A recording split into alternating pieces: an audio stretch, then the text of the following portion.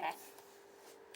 Mina olen kübarameister Merle ja räägin sulle sellest, kui kübara kandmise hooaeg on läbi, siis kuidas seda kübarat hoiustada, et uuel kandmise ajal see uuesti värske ja hea välja näeb. Kübarakarbid, oi, neid on ilusaid ja neid on igasuguseid. Aga kui meil on kübar ja kübarakarpi ei ole mitte midagi katki. Mina soovin näiteks hoiustada praegu ühte naiskodukaitse kübarat.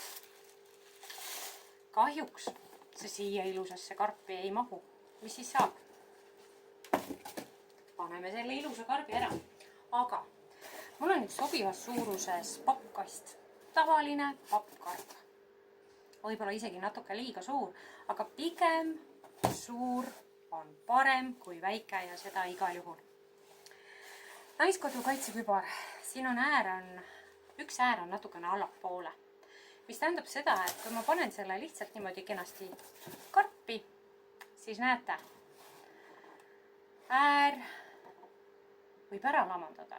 Selle peale võib-olla isegi ei tule, aga ma olen päris palju kübaraid taastanud, mis tegelikult just sellisel moel on oma äärevormi kaotanud. Kuidas seda vältida? Meil on kübar. Mina kasutan siidipaberit. Võtan, natukene kurtsutan, et oleks selline mõnus õhuline ja panen siia kübara sisse. Ei suru. No siidipaberit ei pruugi ju kodus olla, aga salle on meil küll ju igal ühel. Et ongi, mis on oluline, et siin kübara sees oleks kergelt mahtu, et kübar ei vajuks otse äärtpidi siia põhjale. Mis tähendab seda, et tal peab olema kerget õhku ja ta ei ole otse surutud karbi põhja. Nüüd on see, ma panen selle kübara karpi.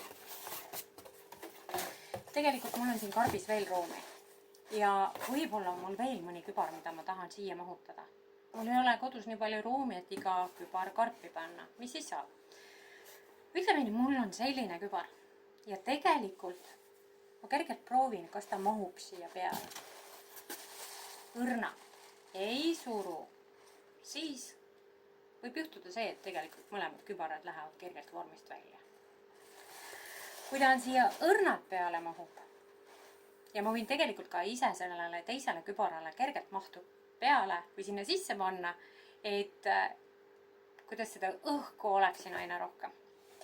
Siis kuna need kübarad on siin selliselt, et nad võivad loksuda, siis transpordi jaoks ka näiteks, et ma panen siia siidipaberit ümber, et mitte ükski äär ei oleks sunnitud kuskile põhja või selles suhtes ääre vastu. See on oluline. Sellepärast jah, et kübaravilk, kui ta niimoodi pikalt seisab, ta võib jätta nagu endale mingisugused asjad mällu. Neid saab välja, aga kodus on seda, mina kodus võib-olla ei oskakski teha neid ega midagi, et võib-olla ongi natukene nässu või vormist väljas. Nii, siis on nagu see, et ma panen kübarakaane kinni. Veendun, et see on rahulikult, siin ei loksu midagi. Ja juba panen ta selles vaates, et kellel on garderoob, kes paneb kappi, kes kuhu oma talveasjad või mitte hooajalised asjad paneb. Oluline on loomulikult ka see, et kaitse oma viltkübaraid koide eest. Plaksutame kuskil mujal, aga mitte koide pärast.